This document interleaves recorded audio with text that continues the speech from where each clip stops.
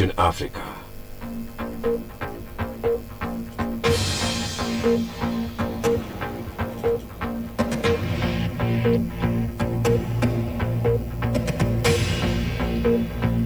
Karibu katika matangazo ya Afrika mwisho juma, habari za dunia kutoka idhaa hii ya Kiswahili Radio Fortune Africa. Tumekuandalia mengi ikiwa ni pamoja na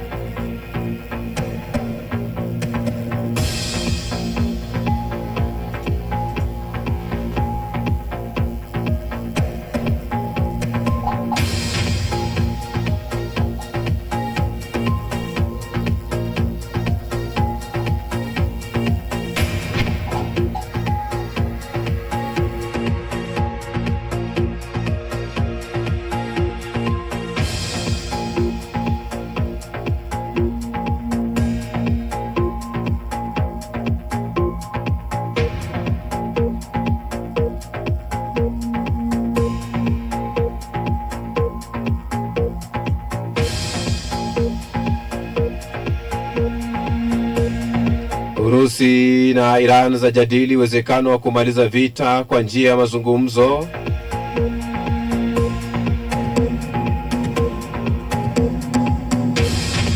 Vita vya Marekani, Israel na Iran, jinsi nchi za Afrika zinapambana na uhaba wa mafuta.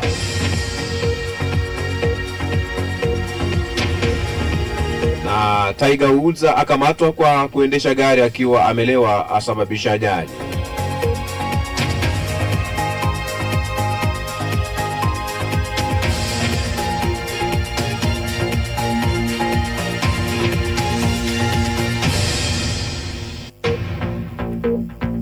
Naam, na tumai ubweri afya pote pale ulipo duniani kwa moyo mkunjufu na mikono miwili. Hujambo kwa Afrika mwisho juma, ambapo hivi sasa msikilizaji ni wakati ambao umejiandaa kupokea kutoka idhaa hii ya Kiswahili Radio Fortune Africa na washirika wetu DW katika matangazo yetu ya Afrika mwisho juma.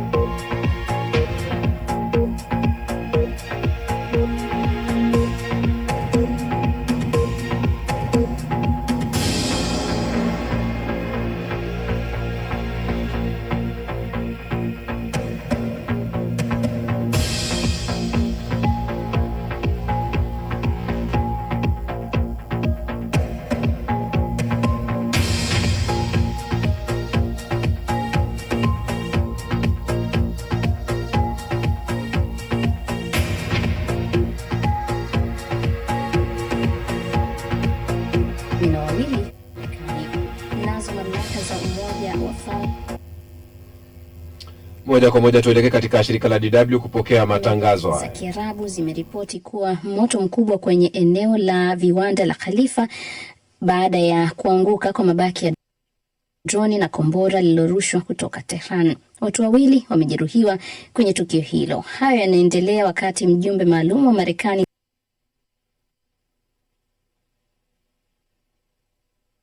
Steve Witkoff akisema anatarajia mazungumzo na Iran hivi karibuni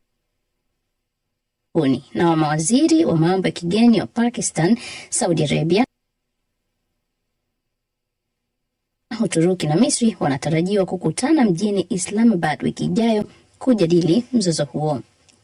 Tel Aviv. Jeshi la Israel limesema limezuia kombora lililorushwa kutoka Yemen mapema Jumamosi. Shambulio hilo ni la kwanza dhidi ya Israel kutoka kwa waasi wa Kihuthi wanao msemaji wa Wahuthi mkono na Iran tangu kuanza kwa hiyo kupitia mtandao wa kijamii wa X. Hatua ya Wahuthi kujihusisha katika mzozo wa sasa inaibua wasiwasi kuhusu kitisho kipya kwa meli za biashara zinazopita kwenye bahari ya Shamu ambayo ni njia muhimu ya biashara duniani. Addis Ababa. Nchi wanachama wa Umoja wa Afrika AU zimekataa kumuunga mkono rais wa zamani wa Senegal Macky Sall kugombea nafasi ya katibu mkuu wa Umoja wa Mataifa ili kuchukua nafasi ya Antonio Guterres. Kulingana na taarifa, jumla ya nchi 20 wanachama wa AU ambazo hazikutajwa zimepinga ugombea wa Sall aliyeongoza Senegal kuanzia mwaka 2012 hadi 2024 na ambaye pia hakuungwa mkono hata na nchi yake. Ugombea wake uliwasilishwa na Burundi inayoshikilia urais wa kupokezana wa Umoja wa Afrika, lakini viongozi wa sasa wa Senegal ikiwa ni pamoja na Rais Bassirou Diomaye Faye na Waziri Mkuu Ousmane Sonko wanawashutumu viongozi wa zamani hasa Macky Sall kwa usimamizi mbaya wa nchi na kuyazima kwa nguvu maandamano ya kisiasa iliyosababisha vifo vingi vya raia. Kiev. Watu 3 wameuawa na wengine 13 wamejeruhiwa mapema leo kutokana na mashambulizi yaliyofanywa na Urusi katika mikoa ya Odessa na Kiev nchini Ukraine. Mashambulizi hayo yameharibu pia makazi ya watu na wodi ya wazazi pamoja na eneo la viwanda katika maeneo yaliyolengwa. Nako nchini Urusi, mamlaka zimeripoti kuwa mashambulizi ya droni yaliyofanywa na Ukraine mapema leo yamesababisha kifo cha mtoto mmoja katika eneo la Yaroslav. Watu wengine 3 wamejeruhiwa wakati majengo kadhaa yanayotumiwa kama makazi ya watu yalipolengwa na mashambulizi hayo. Aidha, Wizara ya Ulinzi ya Urusi imesema ilifanikiwa kuzidungua droni 155 zilizorushwa na Ukraine usiku wa kuamkia leo. Kathmandu. Waziri mkuu wa zamani wa Nepal Sharma Oli na aliyekuwa waziri wake wa mambo ya ndani Ramesh Lekhak wamekamatwa na polisi mapema Jumamosi. Msemaji wa polisi wa Kathmandu Om Adhikari amesema mamlaka zimechukua hatua hiyo ili kuchunguza jukumu la mawaziri hao wa zamani katika maandamano ya kupinga ufisadi yaliyofanyika mwezi Septemba mwaka jana yaliyosababisha vifo vya zaidi ya raia 70. Hayo yanajiri siku kadhaa baada ya jopo lililoteuliwa na serikali kupendekeza wawili hao washtakiwe kwa tuhuma za uzembe katika kuyasimamia maandamano hayo. Oli na Lekhak wamekamatwa siku moja baada ya waziri mkuu mpya Balendra Shah kuapishwa. Maandamano ya Nepal ya mwaka uliopita yaliongozwa na vijana maarufu kama Gen Z yaliuangusha utawala wa Oli na yalichochewa na hatua ya serikali kupiga marufuku mitandao ya kijamii. Na huo ndio mwisho wa taarifa ya habari kutoka idhaa ya Kiswahili ya DW hapa mjini Bonn. DW.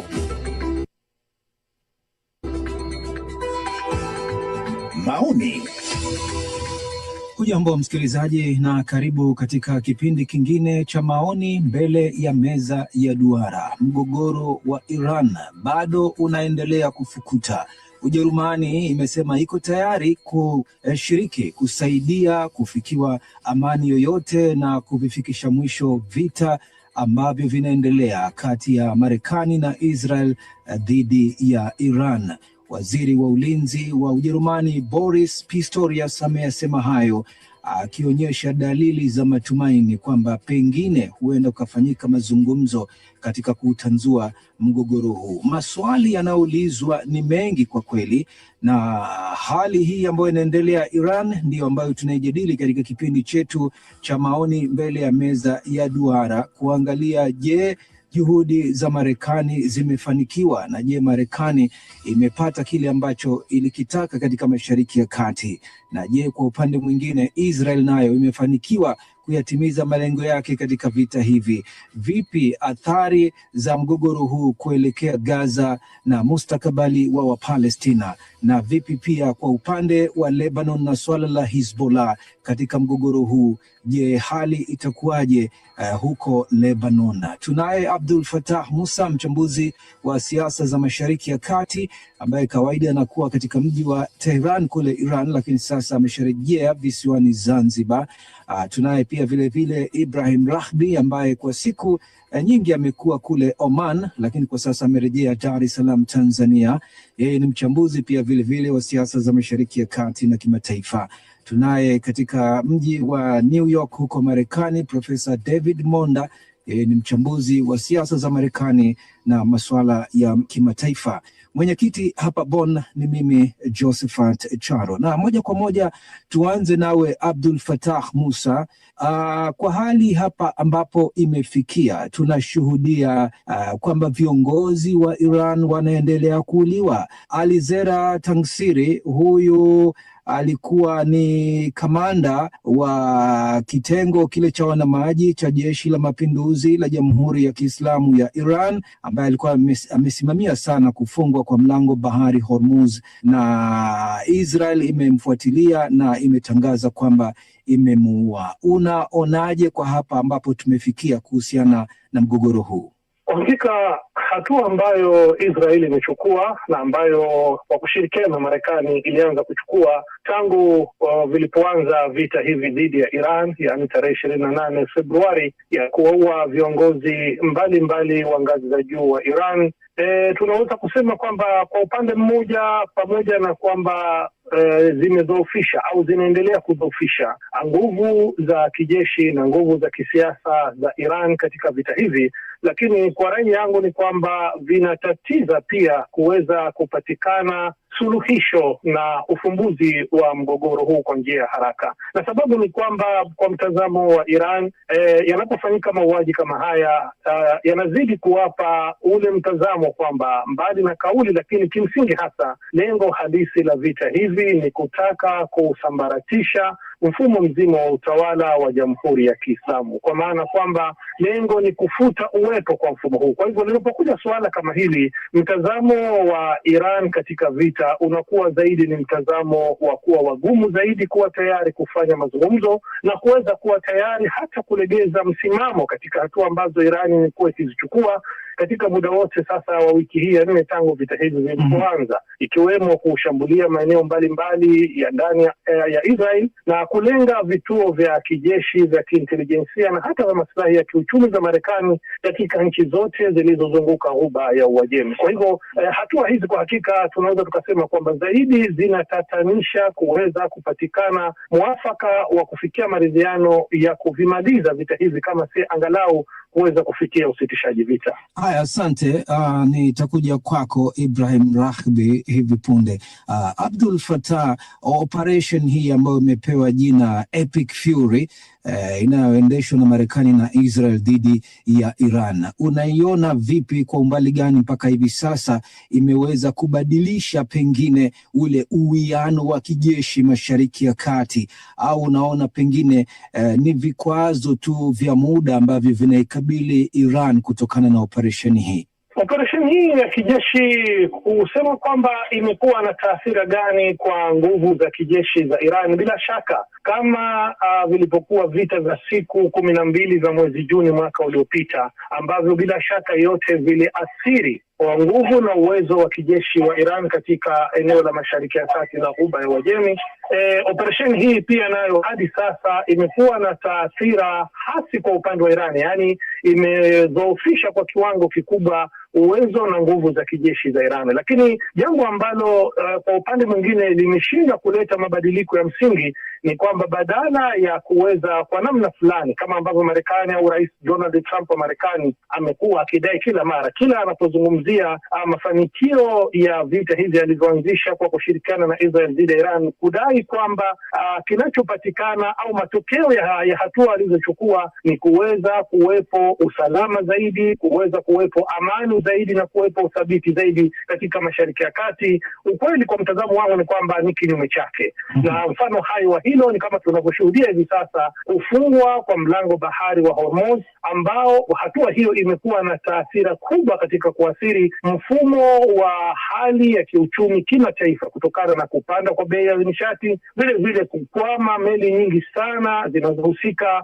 na usafirishaji wa mbolea, kitu ambacho kina taathira ya moja kwa moja katika kilimo katika uga wa kimataifa, jambo ambalo tayari limeshatabiriwa kuwa litaleta madhara makubwa katika suala la hali ya bidhaa au bei za bidhaa katika kipindi kijacho, pengine si zaidi ya miezi 6 au miezi 9 ijayo. Dunia itaweza kuona mshtuko kama huo kutokana na athari za hatua hii ya kufunga mlango bahari wa Hormuz. Ibrahim Rahbi, tuangalie kama kweli Marekani na Israel wanafanikiwa katika operation hii ya Epic Fury katika kuitwanga Iran. Ipi tathmini yako? Unaona kwamba wanapata mafanikio yale walioyakusudia au ni mambo yako vile vile tu kwamba nchi inaharibiwa na wale wanapigana wanatwangana, lakini hakuna chochote ambacho kimepatikana mpaka sasa? Bila shaka kila upande umekuwa na hesabu zao, hasa kwenye hii vita. Mmeanza hapo kwa kuuawa moja wa makamanda wa ngazi za juu wa IRGC. Mkuu wa CIA Tulsi Gabbard nadhani alizungumza na vyombo vya habari wiki jana na akakiri wazi kuwa Israeli na Marekani zimekuwa na malengo tofauti katika mzozo wa Irani, hasa Israeli ikiwa na lengo hasa la kudhoofisha uongozi au la kusababisha mabadiliko ya utawala ndani ya Irani, huku Marekani ikiwa imejiegemeza zaidi kuhakikisha kuwa inaondoa uwezo wa kijeshi wa Irani pamoja na udhibiti wa makombora wa Irani pamoja na mpango wake wa nyuklia. Kwa hiyo unaweza ukaona wawili waliopo kwenye vita wamekuwa na malengo tofauti, na ndio maana umekuwa ukisikia kila linapotokea kuwa mauaji ya viongozi fulani ndani ya Irani, wanaokuwa wametekeleza mpango huo wanakuwa ni Israeli, kwa sababu Israeli hesabu zao ni hizo kuwa tunataka tudhoofishe. Lakini Israeli anakifanya hiki kwa hesabu ya pili zaidi, kwa sababu ukiangalia kura ya maoni ya ndani ya Israeli ni juu ya 60% ya Waisraeli wanataka nchi ibaki kwenye vita dhidi ya Irani, kwa sababu katika vita hii wao hawajabeba mzigo mkubwa kwenye hii vita, isipokuwa Amerika ndio amebeba mzigo mkubwa. Kwa hiyo wanaona ni bora waendelee kupigana kutokana na nini? Kwa mustakbali wao. Maanake utaona kuwa Israeli hawataki mazungumzo, hiki kinachoitwa mazungumzo wao hawakitaki kati ya Amerika na Irani. Lakini Marekani upande wa pili, yeye anakwenda kubeba mzigo mkubwa zaidi. Inapokuja lawama ya upangaji wa mafuta duniani, inakwenda moja kwa moja kwenye mgongo wa Trump. Inapokuja matatizo ya ulimwengu, matatizo ya gesi, matatizo ya usalama, matatizo yote yanakwenda kwenye kichwa cha Amerika na Trump moja kwa moja. Kwa hiyo Israeli anakuwa ameepuka hizi lawama kwa upande huo, licha ya kuwa yeye anashiriki kwenye hii yoyote. Ndio maana unaona kuwa Israeli anamwambia Marekani, hapatakuwa na mazungumzo, wewe tuendelee kupigana, hali ya kuwa aliyetangulia mbele ni Marekani, sio Israeli. Kwa hiyo hasara kubwa mpaka sasa wanaohisia mfano ya wanajeshi, hasara ya vifaa, vinakwenda zaidi vifaa vya Marekani, silaha za Marekani na kila kitu, maana Israeli yuko nyuma. Sasa wamefanikiwa kipi? Unajua, ukiondoa kile ambacho wanatuambia kwenye vyombo vya habari, Waziri Mkuu Netanyahu amezungumza mara kadhaa kusema kuwa hata kama wakijiondoa kwenye vita kwa leo itamchukua Irani miaka 10 kurudi kwenye njia yake. Hali kadhalika Donald Trump mara kadhaa amezungumza kwenye vyombo vya habari kuwa hawana jeshi la majini, hawana jeshi la anga, hawana lolote. Lakini ajabu kuwa vifungu 15 vilivyopelekwa kwa Irani juzi, karibu vyote vinaagiza yote hayo kuwa tunataka muondoe nyuklia zenu, tunataka makombora yenu, tunataka yani vyote ambavyo wanavitaka ni vile ambavyo tayari wanazungumza kwenye vyombo vya habari kuwa wamevimaliza na havipo. Kwa hiyo kuna kitu ambacho wanatuonyesha upande wa pili kuwa si kweli wanachotuambia. Manake kama wangekuwa wamevimaliza wasingepeleka kwenye proposal kuwa tunataka hiki, tunataka hiki, tunataka hiki, kwa sababu ni tayari mmeshamaliza huu mchezo. Kwa hiyo kwenye mafanikio nadhani ni mafanikio zaidi ya vyombo vya habari ambayo tunaweza tukayaona, lakini kwenye uhalisia nadhani vita ya kimkakati ya Irani imefanikiwa zaidi, kwa sababu bado mpaka hapa tunazungumza udhibiti wa mfereji wa Hormuz uko kwenye mikono ya Iran, kuwa bado mechi wanaiendesha wao. Unaona vipi kuhusiana na ombwe katika uongozi wa Iran kwa hapa ambapo tumefikia? Vipi unaona ombwe hili linaathiri ule mfumo wa kamandi ya Iran na ule umoja na mshikamano wa jeshi la mapinduzi la Iran katika kuhimili vishindo vya Marekani na Israel? Nadhani kama kuna somo fulani ambalo Irani wametupa duniani, na mimi baada ya huu mzozo au baada ya hii vita, kuna nchi nyingi zitataka kukopi na kuiga staili ya serikali au mfumo mzima wa serikali ya Irani unavyoendeshwa, kwa sababu Irani walionyesha dunia kwenye 12 days war. Mwanzo wa vita tu kamanda mkuu aliuawa wa kijeshi, lakini wakarudi kwenye vita na upande wa pili ukaomba mazungumzo. Mara hii mwanzo kabisa wa vita kiongozi mkuu wa nchi pamoja na kamanda na maafisa kadhaa wa IRGC waliuawa, yani wale watu wa maamuzi waliuawa, lakini mpaka sasa hivi tunazungumza kuwa waliodhibiti mfereji wa Hormuz na wanaotuamulia nao ni bado ni wao. Kuna kitu ambacho alikizungumza waziri wa mambo ya nje wa Iran Abbas Araghchi aliposema kuwa mfumo wetu wa uongozi ulitakiwa wajifunze watu kuwa mfumo wetu ulishaandaliwa warithi wengi kabla. Akatoa mfano hata yeye leo waziri wa mambo ya nje akiondoka, nyuma yake kuna wengi ambao wataziba ile nafasi, maanake ni kama tayari wanasema ni mfano wa magazini yenye silaha, zile risasi ikitoka moja ya pili na sukumo inaenda inakaa kwenye njia na inakuwepo inaendelea. Kile ambacho kinachoonekana kwa nini viongozi, nimezungumza kwenye swali la msingi kuwa ni mchezo wa kusudi wa Israeli unafanyika pale Marekani ataposema kuwa huenda tuanzishe mazungumzo na fulani, Israeli watamtagi moja kwa moja yule wamuue ili isipatikane mazungumzo, kwa sababu vita hii ilikuwa ni vita ya ishara ya uwepo wa Israeli. Na mimi na kauli moja huwa nasema vita hii ni kati ya panga na shingo, yani ilikuwa haiepukiki kwa namna yoyote. Niliyazungumza wakati wa mazungumzo yanaendelea, nikasema sioni aina yoyote ya makubaliano ambayo itampa nafuu Israeli. Sasa mfano hivi sasa hali iliyofikia, kama wanaitana kwenye meza, nani anakuwa kapoteza zaidi? Kwa sababu aliyeshikilia kikubwa atapata kikubwa. Sasa waliingia na vitatu, tunataka makombora, tunataka tuzuie nuclear, tunataka tu proxy wasiwepo, tunataka tufanye regime change. Yote yamesimama, tuna mgogoro mpya wa Hormuz, tuna migogoro mingine. Maana utaona kuwa matatizo walioanza nayo yalikuwa ni kidogo, sasa yamezaliwa mengi, na bado upande wa pili umekuwa na nguvu ya kufanya maamuzi ya upande mwingine. Kwa hiyo kama watakaa kwenye meza, maana Irani atapata zaidi kuliko alichokuwa nacho wakati wa mwanzo wa vita. Haya, nije kwako Profesa Monda. Swala la mazungumzo, Irani imeweka masharti yake ya kuvifikisha mwisho vita na imeukataa mpango wa Marekani ambao ulikuwa umewasilishwa. Kuna bwana huyo anaitwa Mohamed Kalibaf, mwanasiasa mwenye ushawishi mkubwa na ana mafungamano ya karibu na jeshi la Iran. Unaiona wapi fursa yake katika kuyasimamia mazungumzo, tukizingatia diplomasia ambayo inatumika sasa hivi? Ujerumani imesema iko tayari pia kusaidia kupitia waziri wake wa ulinzi Boris Pistorius. Pakistan nayo imethibitisha kwamba inapeleka ujumbe kati ya Iran na Marekani. Imekuwa kama mshenga hivi. Unaelezaje swala zima la mazungumzo?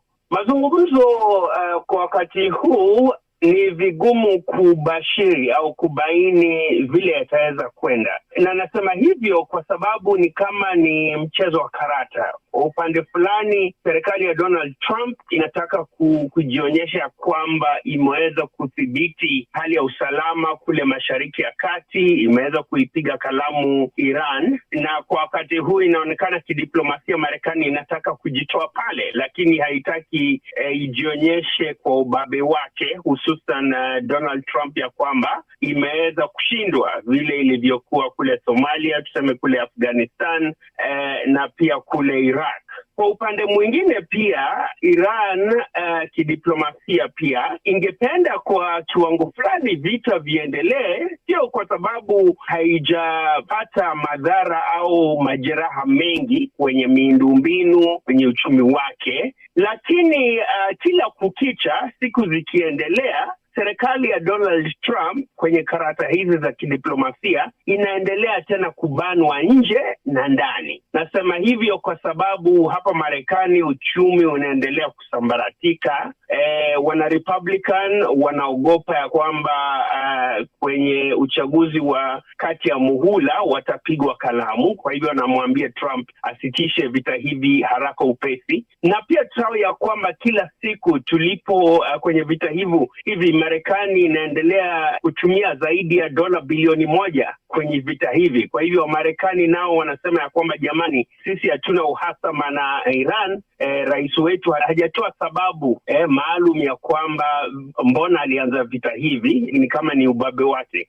Kwa hivyo ni karata za kidiplomasia zinazoendelea kwa wakati huu, lakini nadhani mwishowe hivi karibuni pande zote mbili lazima zitaweza kuja pamoja kwenye meza kupitia nadhani mataifa mengine, iwe Uswisi, iwe Oman au iwe Ujerumani, na pengine kuweza kujaribu kupata njia mbadala ya kutatua vita hivi. Lakini kwa wakati huu ni kama kidiplomasia pande zote mbili zinapimana ili wakienda kwenye meza ya mazungumzo waweze kuwa na nafsi nzuri zaidi, iwe Iran au Marekani kwenye meza ya kidiplomasia. Abdul Fattah Musa, tuangalie mgogoro huu hapa ambapo umefikia. Bila shaka kundi la Hezbollah nchini Lebanon limedhoofishwa, kundi la Hamas huko Gaza limedhoofishwa.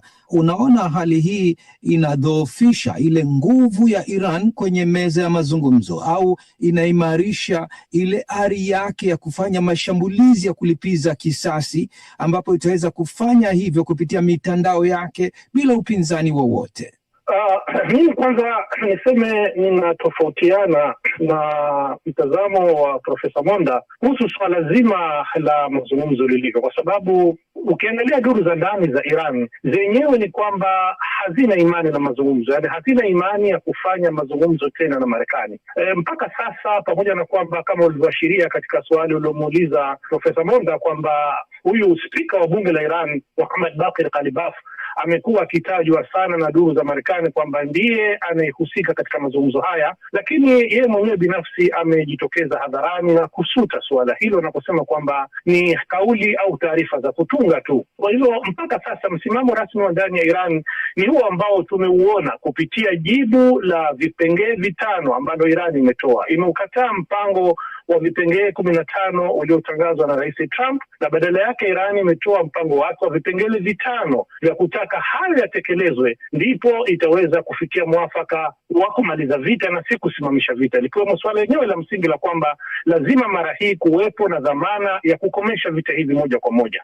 Kwa hivyo kwanza hili swala la mazungumzo kwa duru za Irani ndani, kumekuwa na dhana kwamba huenda huu ni mtego tu ambao Rais Trump anautumia, pengine wakati wowote kutoka sasa inaweza vikashuhudiwa mashambulizi makubwa ya kijeshi ambayo Marekani inaweza ikaanzisha hasa kwa lengo la kuvamia mojawapo au baadhi ya visiwa vya Iran katika eneo la Ghuba ya Uajemi, lengo hasa likiwa ni kuweza kuhakikisha Marekani inaufungua mlango bahari wa Hormuz kwa njia za kijeshi, au pengine hata kuingiza askari wake ndani ya ardhi ya Iran. Hilo ndio jambo ambalo inaonekana Iran inajiandaa nalo zaidi hivi sasa kuliko hicho kinachodaiwa kwamba kuna mpango wa kufanyika mazungumzo Pakistan na kupitia upatanishi wa nchi hiyo pamoja na Misri pengine na Uturuki. Hata hivyo uhakika wa lipi kati ya hayo ndio utakaothibiti utaonekana. Ama kuhusiana na suala la kwamba Iran washirika wake sasa hivi wamedhoofika, hili nalo pia inaonekana kwamba haliendani na uhalisia wa mambo, kwa sababu tukifuatilia duru za kijeshi zinaonyesha kwamba kundi la Hezbollah, kinyume na ilivyodhaniwa na Israeli yenyewe, na hata duru za Israeli zimekiri hadharani kwamba zilidhani kwamba nguvu ya Hezbollah imemalizika, na ndio maana Netanyahu akamshawishi Rais Trump kuingia vitani tena, akiamini kwamba Iran itapigana vita hivi peke yake. Lakini ukweli ni kwamba hivi sasa Hezbollah inapambana vikali na Israel, imeweza kuteketeza vifaru kadhaa vya Israeli katika eneo la kusini mwa nchi hiyo, na hata inasemekana kwamba imeweza kurusha makombora umbali wa kilomita 200 kuingia ndani ya ardhi ya Israel, kitu ambacho hakikuwahi kushuhudiwa hapo kabla. Na tayari mashambulio ya makombora ya Hezbollah yanafika mpaka ndani ya mji mkuu wa Israel, Tel Aviv. Kwa hivyo suala la kwamba Hezbollah iko katika hali ya kudhoofika hivi sasa, kwa sasa angalau tunaweza tukasema kwamba hali imebadilika. Na kwa upande mwingine tusisahau kwamba kuna kundi la Wahouthi wa Yemen ambalo nalo pia hadi sasa bado halijajiingiza katika vita hivi, ingawa tayari tunajua kwamba tayari kuna makundi ndani ya ardhi ya Iraq ambayo nayo pia yanakabiliana na Marekani kwa kulenga vituo mbalimbali za kijeshi ndani ya Marekani, ukiwemo ubalozi wake. Kwa hivyo kwa sasa vita hivi hatuwezi tukasema kwamba Iran inapigana katika hali ya udhaifu. Washirika wake mbalimbali wamekuwa wakionekana kwamba wanachangia katika vita hivi ambavyo Iran imeendeleza au inaviendeleza kwa kukabiliana na uvamizi wa kijeshi ulioanzishwa na Marekani na Israel. Profesa David Monda, tuangalie athari ya vita hivi kwa Gaza na mustakabali wa Palestina. Hawa walikuwa wamekabiliwa na shida kubwa, na sasa hivi inaonekana bado vita vinaendelea katika eneo zima la Mashariki ya Kati, na kama alivyotaja hapo Abdul Fattah Musa, uwezekano wa kupeleka pengine wanajeshi wa ardhini. Unaona wapi mustakabali wa Gaza kuhusiana na mgogoro huu ambao unaendelea, na hasa iwapo kama wanajeshi wa ardhini watatumika katika mapambano haya ambayo mpaka hivi sasa tumeshuhudia yakifanyika, hasa kutokea angani kupitia ndege za kivita na pia vile ndege zisizo rubani, droni? Mimi kwa upande yangu na maoni mbadala na Abdul Fattah kujibu hapo haraka, kwa sababu sidhani hapa Marekani kuna nia au kuna uungwaji mkono wowote wa kupeleka wanajeshi kule Iran. Kihistoria tunajua Jenerali Alexander alijaribu kuchukua eneo hii ya Pasha na ilibidi ajitoe pale. Tumejua vita kati ya Iraq na Iran, mamilioni za watu walifariki, na nadhani vile alikuwa akieleza, tuseme Marekani ikiamua kuvamia Iran hata siku ya leo, ichukue visiwa vya Karg, visiwa ambavyo vinatumiwa kusafisha mafuta ghafi za Iran na kuweza kuziuza kote duniani, itachukua idadi gani ya Wamarekani kwenda huko? Visiwa hivi hata Marekani kivithibiti haviko kwenye mlango huu wa Hormuz, na itazua maandamano mengi sana hapa Marekani, sio tu kwa upande wa mrengo wa kushoto, lakini tusahau ya kwamba mrengo wa kulia, wafuasi wengi wa Donald Trump waliompigia kura hapa Marekani, wengi sasa wamekasirika na msimamo wake, ya kwamba alikuwa amesema ya kwamba ataacha hivi vita visivyoisha na atijaribu kupeleka wanajeshi wa Marekani kule Mashariki ya Kati. Nadhani hata kwenye bunge kutakuwa na kusambaratika na ule uungwaji mkono wake. Pia tusahau ya kwamba kura za maoni kwa wakati huu hapa Marekani zinaashiria kwamba zaidi ya 60% za raia hapa Marekani hawataki wanajeshi kuingia kule Iran. Lakini nadhani kwa mustakabali huu wa Gaza na wa Palestina, nadhani hili ndilo donda ndugu mwenyekiti, jambo la kusikitisha, kwa sababu wakati huu tumeangazia vita hivi kati ya Iran kwa upande fulani na Marekani na Israel kwa upande mwingine, lakini mbarika hii, maafa yaliyokuwa yakijitokeza kule Gaza ni kama yamesahaulika. Jamani, vile Urusi ilivyoivamia Ukraine, kulikuwa na hofu na kulikuwa na kule kushutumiwa sana kwa Urusi na mabomu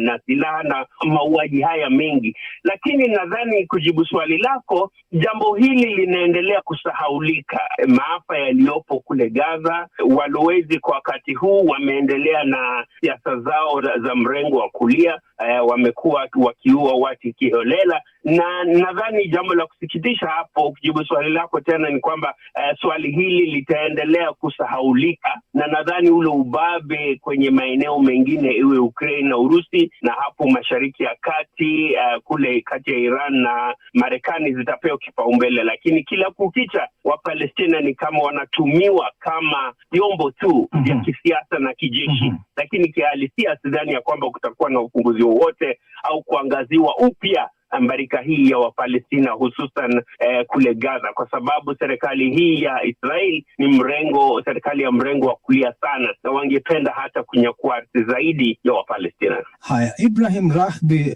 nisikie kidogo kauli yako na wewe kuhusiana na athari ya vita hivi kuelekea Gaza huko na Wapalestina, unasemaje? Bila shaka kama Profesa Monda alichokizungumza kuwa kuna hali ambayo haifahamiki, na Israeli ni wazuri sana kwa kutumia fursa, kwa sababu ukiangalia ajenda kubwa ile ya Greater Israeli ni ajenda ambayo imekuwepo. Sasa katika kipindi hiki ambacho ulimwengu unageuza macho kwenda upande wa pili unaona kuwa Israeli wanazidi mbinyo wao, kwa sababu katika kipindi hiki wameongeza kuzuia taasisi nyingi ambazo zilikuwa zikitoa misaada kule Gaza, lakini udhibiti wa mipaka ya Rafah na mipaka mingine yote inaingia Gaza umeongezeka maradufu, lakini mashambulizi ya ndege na droni za Israeli kuelekea Gaza umepanda sana, na hicho moja tutalitazama Gaza, lakini wakati dunia inapigania kingine, Israeli wao hupigania kutengeneza ile Greater Israel, kwa sababu tunaona vikosi vya Israel tu si Gaza vinavyosumbua, vimekwenda kule Syria na karibu eneo kubwa la Golani, wamekwenda mpaka Quneitra, wameshikilia na wanachora mipaka mipya. Hali kadhalika askari wa miguu wamevuka kuingia upande wa Lebanoni, ambapo wanataka waende wakasogeza hivi. Sasa wakati dunia inahangaika na swala la Irani na upande wa pili, Israeli wao wanachonga njia nyingine kwa upande wa pili, kwa sababu watu wa Gaza wameendelea kukabiliwa na hali ngumu, huku upande wa West Bank kule ukingo wa magharibi vikosi vya Israeli vimeendelea na kuvunja nyumba za Wapalestina na kuwahamisha kwa nguvu, huku ndani ya Israeli sheria za ndani za udhibiti wa ardhi zikibadilishwa na mipaka. Hivi sasa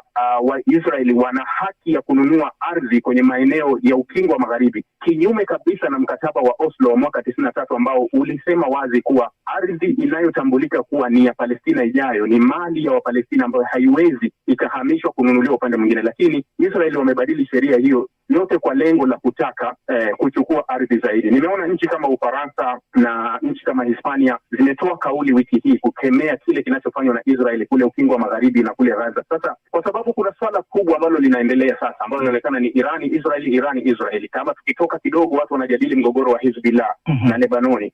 Watu wamesahau swala la Gaza, lakini ndani ya Gaza Israeli yupo kimkakati zaidi. Katika kipindi ambapo dunia imegeuza macho yote kupeleka upande wa pili, wao wanajaribu kwa kila njia kusogeza na kuendelea kupata vingi zaidi katika kuvunja makubaliano ya mwaka 93 ya mkataba wa Oslo ambao ulirekebishwa mwaka 95. Abdul Fattah, tuangalie mazingira ambapo utawala wa Iran umesambaratika kutokana na vita hivi na operesheni hii ambayo inafanywa na jeshi la Marekani na Israel dhidi ya Iran. Unaona kwamba jeshi linaweza likahodhi madaraka na kushika dola, ambapo sasa kiongozi mkuu mpya Mojtaba Khamenei atakuwa kama mshirika, na kama itakuwa hivyo, unaona kwamba hii inaweza kuwa kitisho kwa eneo zima la siasa za ndani na eneo zima la Mashariki ya Kati. Kutokana na mfumo wa kiutawala wa Irani ulivyo, mfumo wa uongozi wa kidini unaongozwa na kiongozi mkuu wa kidini ambao una mfungamano pia na mfumo wa kisiasa, yani wa rais, mkuu wa mahakama na bunge kwa upande mwingine, pamoja na vikosi vya ulinzi vya Irani na hasa jeshi la walinzi wa mapinduzi. Ni mfumo ambao umeungana pamoja, si vitu ambavyo katika mfumo wa Iran unaweza kuvitenganisha. Nasema hivi ni kinyume labda na tawala za hasa maeneo ya kwetu ya nchi za Kiafrika, ambapo ni rahisi kuona kwamba rais anapinduliwa alafu jeshi linashika hatamu za utawala na kuongoza nchi baada ya kusambaratika mfumo wa kisiasa. Lakini kwa kadiri ambazo nimeusoma na kuona kwa karibu mfumo wa kisiasa wa Iran, ni kwamba endapo itatokezea kwamba mfumo wa utawala wa Iran utasambaratika kutokana na vita, bila shaka ni kwamba hata vikosi vya ulinzi vya Iran, ikiwa ni jeshi la kawaida au jeshi la walinzi wa mapinduzi, navyo pia vitakwenda sambamba na mfumo huu wa kisiasa, na kinyume chake ni hivyo hivyo. Endapo hilo litashindikana, ni kwamba mfumo wa utawala wa kisiasa na kidini wa Iran utaendelea kulindwa na vyombo vyake vya ulinzi na vya kijeshi, kwa sababu vyombo hivyo vya kijeshi mfungamano wake uko moja kwa moja na mfumo wenyewe wa utawala. Kwa hivyo si kitu ambacho mimi binafsi ninaweza kukitazama katika mtazamo huo kwamba utawala wa Kiislamu au serikali ya kidini inaongozwa na kiongozi mkuu wa kidini ambaye sasa ni Mujtaba Khamenei inaweza ikasambaratika, lakini badala yake jeshi la walinzi wa mapinduzi au jeshi la kawaida la Iran likaamua kuingia na kushika hatamu za utawala wa nchi, kwa sababu hata nchi yenyewe ya Iran ni vigumu kuweza kukubali kirahisi kutawaliwa na vyombo vya kijeshi. Hili ni jambo ambalo halina historia katika nchi ya Iran. Pengine hilo linaweza kupelekea zaidi kutokea uasi wa umma wa kukataa kuwepo kwa mfumo wa utawala wa aina hiyo. Asante Profesa David Monda, naja kwako hivi sasa. Tuangalie kitisho ambacho Iran inaweza kukisababisha kwa usalama wa Marekani ndani kwenyewe, na pia athari ya vita hivi kwa zile shehena za silaha za Marekani kadri vita vinapoendelea, na hasa kama tutazingatia kwamba vita hivi vitaendelea kwa muda mrefu. Unaona wapi athari na vitisho kwa Marekani? Nadhani athari na vitisho kwa Marekani sana sana zitajitokeza kule Mashariki ya Kati kwenye maslahi za Marekani. Tumeona kwamba Iran imetoa tisho kwa makampuni ya Marekani na ya Magharibi ambayo yanafanya biashara kule Mashariki ya Kati ya kwamba vita hivi vikiendelea, Iran ilitoa tisho ya kwamba makampuni haya pia yatashambuliwa. Pia zile kambi za Marekani zipo nyingi sana kule Mashariki ya Kati, huenda Iran ikashambulia kambi hizi au pia kupitia washirika wake, iwe ni Wahuthi au iwe na vile vikundi vinavyounga Iran mkono kule Iraq, vikundi kule Syria. Tunajua hali ya usalama bado haijathibitiwa, lakini nadhani Iran haiwezi kutoa kombora ambalo litatoka Tehran kuja tuseme kupiga New York ama Los Angeles ama Chicago, lakini itatumia mbinu nyingi hizi tunaita asymmetric warfare, mbinu za vita kati ya dola kubwa na dola ndogo, kuweza kusambaratisha hali ya kiuchumi, bei ya mafuta ghafi, kuipiga Marekani. Na pia tusahau ya kwamba mataifa ya Magharibi ya Ulaya ndiyo yaliyo karibu na Iran. Kwa hivyo hali ya usalama ikiendelea kusambaratika, pia Iran itatumia mbinu hiyo pengine kuhakikisha kwamba wakimbizi waweze kuelekea kule Ulaya vile ilivyofanyika wakati Syria ilipokuwa ikisambaratika. Ndiposa tunapata kwamba Trump kwa wakati huu anajaribu juu chini kupata njia ya kidiplomasia kuweza kusitisha vita hivi, lakini kujibu pia swali lako ya kwamba hali hii ya usalama na pigo litakalotoka kutoka Iran pia itakinzana na Israel, kwa sababu Israel ingependa kuendeleza vita hivi, kuweza kusambaratisha taifa la Iran na kuweza kuongeza eneo yake ya kijiografia kule Mashariki ya Kati, lakini maslahi ya Marekani yanaenda kando na pale. Kwa hivyo nadhani Iran itatumia njia za kuendeleza au panua eneo ya athari ya vita hivi ili kupiga Marekani na washirika wake kwa masuala ya kiuchumi, kwa masuala ya bei ya mafuta ghafi, lakini kwa masuala pia ya kiusalama kwenye eneo ya Mashariki ya Kati, na pia kwenye kutumia tisho hili la wakimbizi kuelekea kule Ulaya kuweza kubana uchumi za Ulaya pia kwa njia nyingine. Abdul Fattah, tuangalie sasa dhima ya upinzani wa Iran katika mgogoro huu. Umekuwa ukifuatilia bila shaka, unauona vipi upinzani wa Iran kuelekea vita hivi, na ni kipi ambacho unakiona kinaweza kutokea iwapo makundi ya Wakurdi yataanzisha uasi wa kijeshi ndani ya Iran? Unaona kwamba huu utakuwa pengine ni upenyo wa kisiasa umefunguka, au unaona itakuwa ni changamoto nyingine ya kijeshi kwa Iran? Suala la upinzani wa ndani ya Iran au uasi wa ndani ya Iran ni katika moja ya mikakati mikuu ya vita hivi vilivyoanzishwa na Marekani na Israel, na hata yale machafuko yaliyozuka ndani ya Iran mnamo mwezi Januari, inasemekana kwamba vita hivi vilikuwa vimepangwa vianzishwe mwezi Mei au Juni, lakini machafuko yale yalizidi kuwapa tamaa Marekani na Israel, na hasa Israel ambayo ndio mchocheaji mkubwa wa vita hivi, kwamba hali ya Iran ni nzuri zaidi kwa ajili ya kufanikisha machafuko ya ndani, upinzani na uasi ndani ya Iran. Na ndio maana inaaminika kwamba mauaji ya kiongozi mkuu wa Iran yalipofanyika siku ya kwanza yalitegemewa kwamba yafuatiwe na machafuko hayo ya uasi wa ndani. Tunajua kwamba kuna makundi ya Wakurdi katika eneo la Kurdistan la Iraq ambalo yana mfungamano pia na makundi ya Kikurdi yaliyomo ndani ya Iran, na ndio hayo ambayo Rais Trump alitangaza hadharani kwamba endapo yataamua kuanzisha uasi, Marekani iko tayari kuyasaidia kijeshi kufanikisha uasi huo. Lakini suala la uasi ndani ya Iran haliwahusu Wakurdi peke yao. Kuna hofu pengine kutokea uasi katika maeneo ya Baluchistan ambako kuna makundi kule ya Mabulushi, na vile vile kutokea uasi hata katika maeneo ya Waarabu na katika maeneo ya Waturki, maeneo ya magharibi kaskazini ya Azerbaijan. Kwa hivyo Iran kimsingi, suala la hofu ya machafuko au uasi wa ndani endapo hali ya kisiasa itavurugika au endapo vita hivi vitadhoofisha mfumo wa utawala wa Iran, hilo ni jambo ambalo linahofiwa na Wairani wengi, ambalo kama litatokezea huenda likapelekea kutokea mauaji makubwa ndani ya Iran na hata kuweza kupelekea Iran kuweza kugawanyika na kupasuka vipande vipande kwa kutokea kuanzishwa kwa mataifa au nchi nyingine ndani ya ardhi kuu ya Iran. Haya, asante sana Ibrahim Rahbi. Abdul Fattah ametaja hapo awali kuhusu swala la waasi wa Houthi nchini Yemen. Unauona wapi uwezekano wa hawa waasi pia kujiingiza katika mgogoro huu?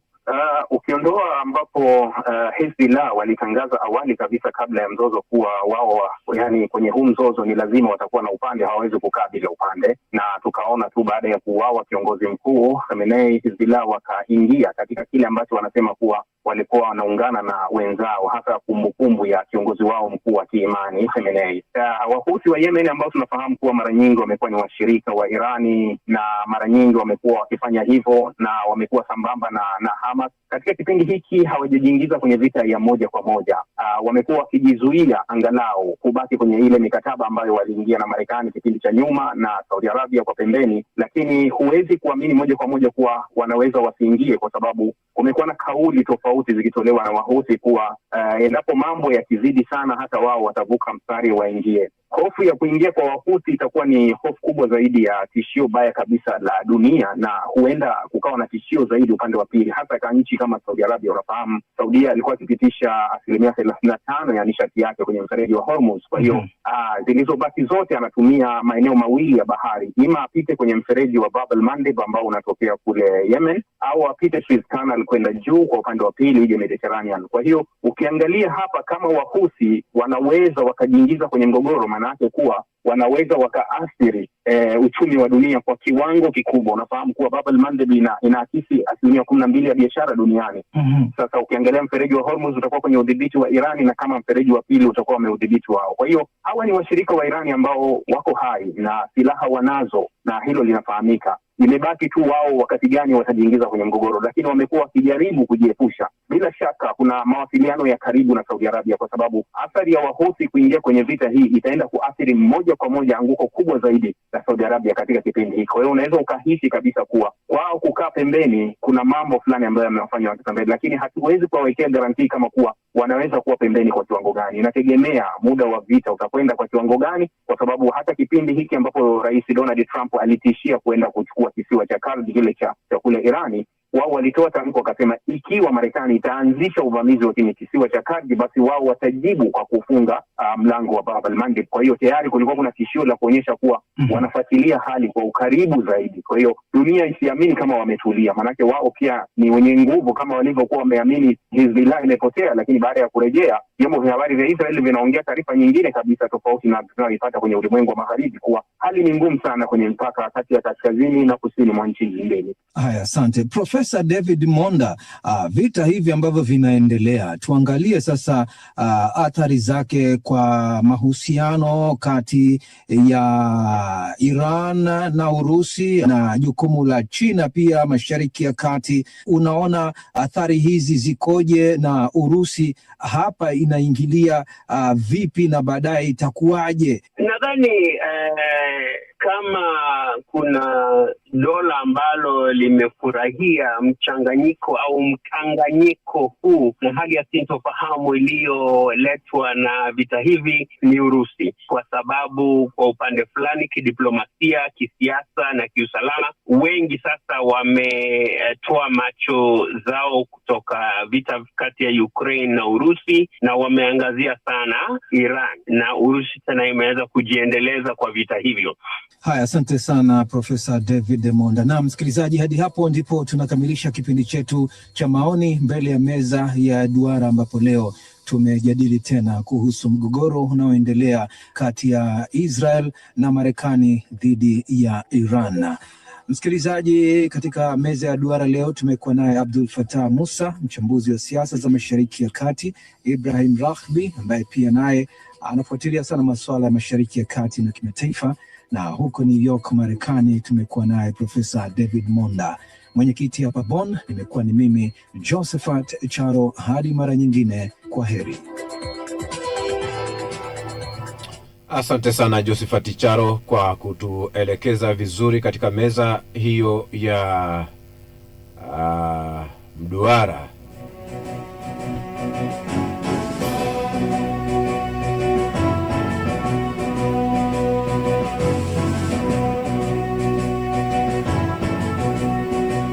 Kabla ya kuweza kutamatisha matangazo haya, basi tupokee kiziba mkonga.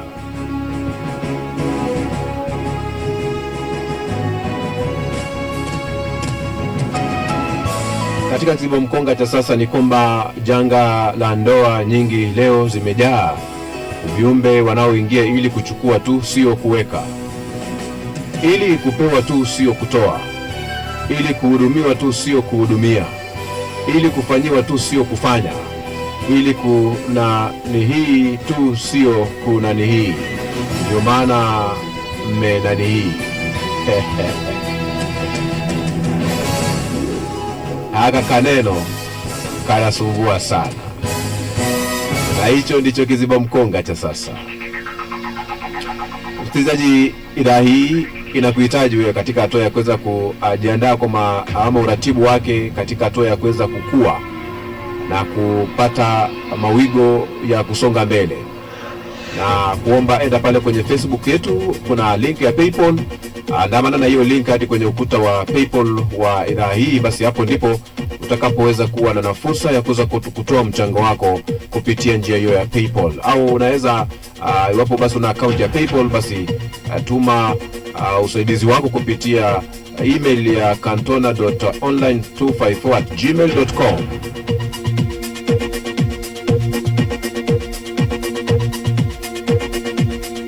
Kwa vipindi bora, matangazo yenye tija, ukweli na burudani, sikiliza idhaa hii ya Kiswahili ya Radio 14 Africa, kituo chako kinachokuwa kwa kasi sana duniani. Jukwaa la ukweli, Afrika halisi, sauti yetu na taswira yetu. Hii ni idhaa yako lengwa.